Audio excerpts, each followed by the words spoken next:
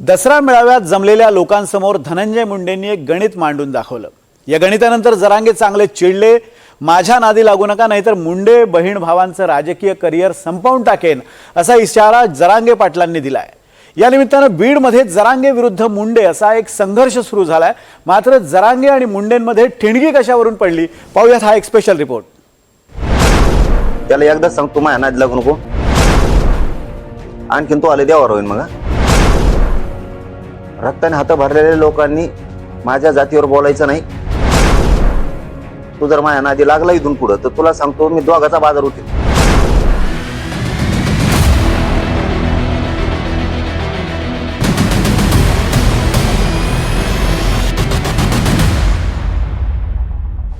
Manoj जरांगेंचं target आता जरा बदललंय। येवल्याच्या भुजबळांऐवजी आता जरांगेंनी बीडमधल्या मुंडे बहीण भावाला निशाण्यावर घेतलंय। मराठा आरक्षणाच्या लढ्याचं केंद्र ठरलेल्या बीडमध्ये आता दसऱ्याला दोन मेळावे होऊ लागलेत। पंकजा मुंडेंचा दसरा मेळावा आणि मनोज जरांगेंचा मेळावा। महाराष्ट्राच्या राजकारणात जातीय आरक्षणाचे मुद्दे तापल्यानं या बीडमधल्या दोन्ही मेळाव्यात त्याचे पडसाद उमटल्याचं दिसलं। मराठा विरुद्ध ओबीसी असा वाद पेटलेला असताना आमच्या लेकराच्या ताटातलं घेऊ नका असं पंकजा मुंडे यांनी मेळाव्यात म्हटलं। गोपीनाथ मुंडे साहेबांनी मराठा आरक्षणाला समर्थन दिलं होतं, तेच आपणही मराठा आरक्षणाला समर्थन दिलंय। मराठा आरक्षणाला विरोध मुंडे साहेबांनी केला नाही, पण आमच्या लेकराच्या ताटातलं घेऊ नका एवढीच आम्ही विनंती केलेली। काही जणांना आरक्षणाआडून ओबीसी आरक्षण घ्यायचंय असं म्हणत धनंजय मुंडे यांनी याच मेळाव्यात आरक्षणाचं गणितच मांडून दाखवलंय। धनंजय मुंडेंनी मेळाव्यात एमपीएससी परीक्षेचं उदाहरण देत मराठा विद्यार्थ्यांचं कसं नुकसान झालं याची आकडेवारी सांगितली। त्यानंतर मनोज जरांगे मुंडे बंधू भगिनींवर चांगलेच संतापले। रक्तानं हात भरलेल्यांनी माझ्या नादी लागायचं नाही, तुमच्या दोघांचं करिअर संपून टाकेन असा थेट इशाराच जरांगे यांनी दिलाय। पण काही जणांना या आरक्षणाच्या आड राहून ओबीसी मधून आरक्षण घ्यायचं आहे। ईडब्ल्यूएस इकॉनॉमिक वीकर सेक्शन, एक उदाहरण सांगतो, तुम्ही ऐका की नाही ऐका, माध्यमांनी ऐकावं। ओबीसीचा आत्ता आलेला एमपीएससीचा रिझल्ट, त्याचा कट ऑफ होता 485 आणि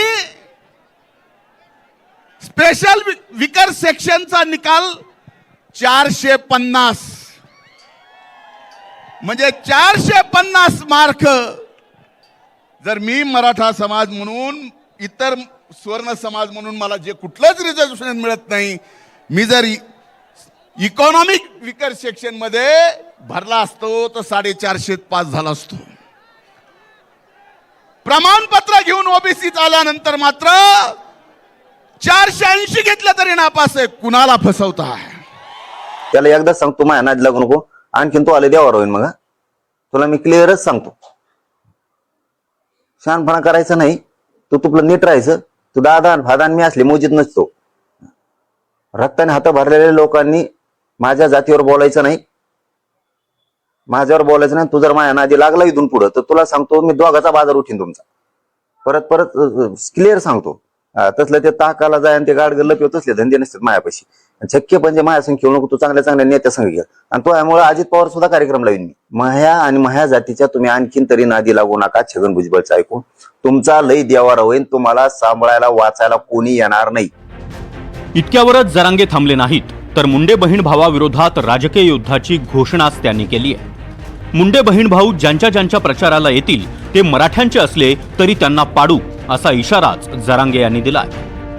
संपून जातील, मराठी संपून टाकतील त्यांना। ते ज्याच्या ज्याच्या प्रचाराला येतील ते शीट बी पाडीतील मराठ्याचं जरी असलं तरी, आणि त्यांनाही पाडून टाकतील। आता मराठी हुशार झाले आणि मराठ्यांनाही सांगतो कडवट राहायचं आता। बीड सारख्या राजकीय दृष्ट्या संवेदनशील जिल्ह्यात ओबीसींसाठी लढणारे मुंडे विरुद्ध मराठ्यांसाठी लढणारे जरांगे हा वाद आता नव्यानं सुरू झाला।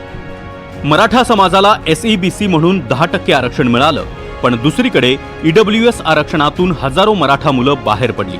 याचा परिणाम एमपीएससी 2024च्या निकालात दिसला आणि मराठा विद्यार्थ्यांचं मोठं नुकसान झालं। धनंजय मुंडेंनी नेमका तोच मुद्दा मेळाव्यात छेडल्यानं जरांगेंचा संताप झाला। मुंडे बंधू भगिनींचे कार्यकर्ते जीवे मारण्याच्या धमक्या देतात असा आरोप जरांगेंनी याआधी केला होता. जात आणि बीड बदनाम झाला त्याचा हाच म्होरक्या आहे असं म्हणत जरांगेंनी धनंजय मुंडेंवर निशाणा साधला. लोकसभा 2024च्या निवडणुकीवेळी महाराष्ट्रात जरांगेंच्या आंदोलनाचं वारं होतं. बीडमध्ये पंकजा मुंडेंना 6,74,569 मतं मिळाली, तर शरद पवार गटाच्या बजरंग सोनवणे यांना 6,81,585 मतं मिळाली आणि ते खासदार झाले. त्यावेळीही जरांगेंच्या आंदोलनाचा फटका पंकजा मुंडेंना जोरदार बसल्याची चर्चा होती. आता पुन्हा जरांगेंनी मुंडे ज्यांच्या प्रचाराला जातील त्याला पाडण्याचा इशारा दिलाय.